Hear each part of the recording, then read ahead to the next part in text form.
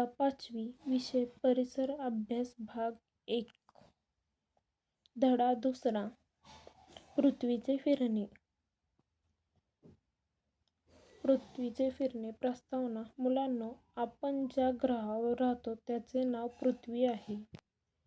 पृथ्वी स्वतःभोवती फिरते.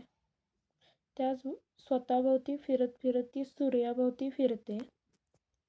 पृथ्वीच्या अशा फिरण्यामुळे सूर्योदय, सूर्यास्त, ऋतुमान, दिवस रात्र, पौर्णिमा, अमावस्या यांसारख्या विविध क्रिया अशा पद्धतीने घडून येतात. त्याची सविस्तर माहिती आपण या पाठात घेणार आहोत.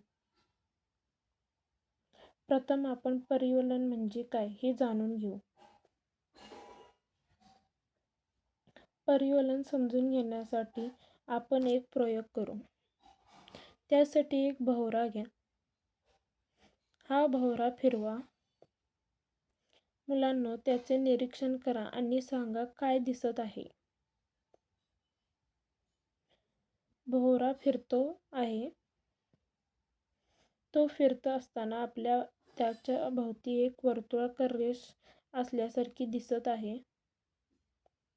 अगदी बरोबर. मुलांनो, स्वतःभोवती फिरणारी कोणतीही वस्तू प्रत्यक्षात एक अदृश्य रेषेवरती फिरत असते. वस्तूच्या स्वतःभोवती फिरण्याला परिवलन असे म्हणतात. तर ती वस्तू ज्या अदृश्य रेषेवरती फिरते तिला त्या वस्तूच्या परिवलनाचा अक्ष किंवा आस असे म्हणतात. भोवऱ्याच्या उदाहरणावरून तुम्हाला परिवलन ही क्रिया लक्षात आली असेल. आता आपण पृथ्वीचे परिवलन पृथ्वी गोलाच्या साहाय्याने समजून घेऊ.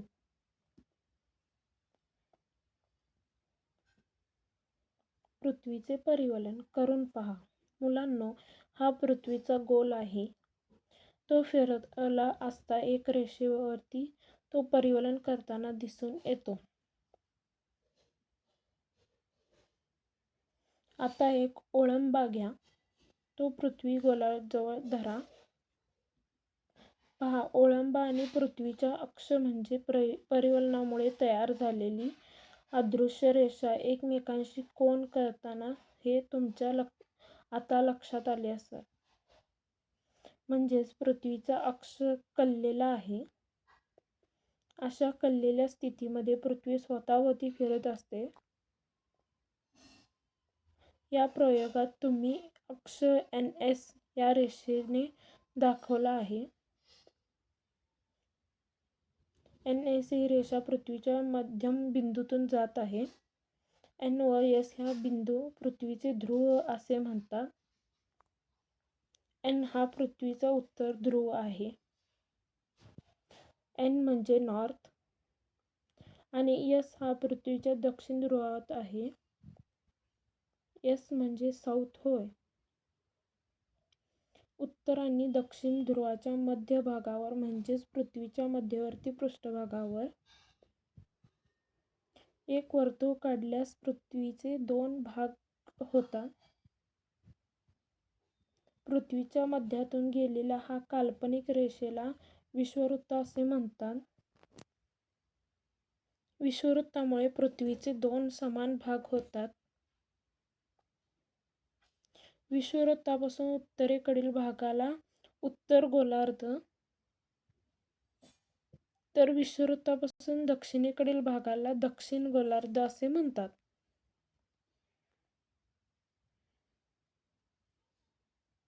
मुलांनो, आता आपण एक प्रयोग करणार आहोत. या प्रयोगावरून पृथ्वीवर दिवस आणि रात्र का होतात हे तुम्हाला नीट समजेल. मुलांनो, हे एक टेबल आहे. त्या टेबलावर आपण एक मेणबत्ती मध्यम ठेवू. आता या मेणबत्तीभोवती एक मोठे वर्तुळ काढू. हे वर्तुळ म्हणजे पृथ्वी सूर्याभोवती फिरण्याचा मार्ग आहे. त्यानंतर मेणबत्ती पेटवू. मेणबत्ती पेटवल्यानंतर या खोलीत संपूर्ण अंधार करून घेऊ. आता ही पेटवलेली मेणबत्ती म्हणजे सूर्य आहे आणि त्या सूर्याभोवती पृथ्वी फिरते आहे असे समजू. फिरत असताना ती विशिष्ट ठिकाणी आली आहे. पहा, सूर्याच्या म्हणजेच मेणबत्तीच्या समोरचा जो भाग आहे त्या भागावर उजेड पडतो. तर मेणबत्तीच्या विरुद्ध दिशेस पृथ्वी गोलाचा जो भाग आहे त्या भागाला अंधार पडला आहे. आता या पृथ्वी गोलाकडे उत्तर ध्रुवाकडून पहा आणि घड्याळाच्या काट्याच्या विरुद्ध दिशेने या पृथ्वी गोल फिरवा. आपली पृथ्वी ही स्वतःभोवती याच दिशेने म्हणजे पश्चिमेकडून पूर्वेकडे फिरते. मुलांनो, पृथ्वी गोल फिरवल्यानंतर तुमच्या लक्षात येईल की पृथ्वी गोलाचे विविध भाग क्रमाक्रमाने उजेडात येतात. तेथे दिन म्हणजेच दिवस असतो, तर जेथे उजेड पडत नाही ते रात्र असते.